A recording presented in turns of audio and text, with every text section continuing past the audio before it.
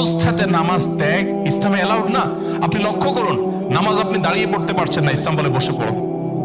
বসে পড়তে পারছেন না, আল্লাহ বলেন শুয়ে পড়ো।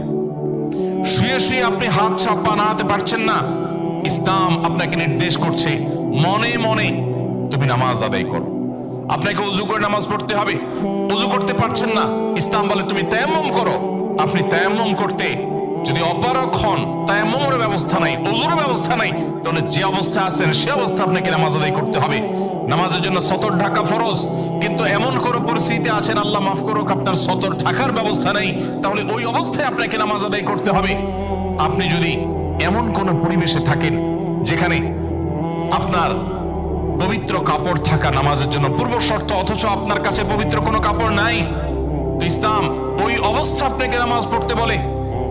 কেবলার দিকে ফিরে নামাজ পড়া ফরজ, কিন্তু কেবলা কোন দিকে আপনি জানেন না।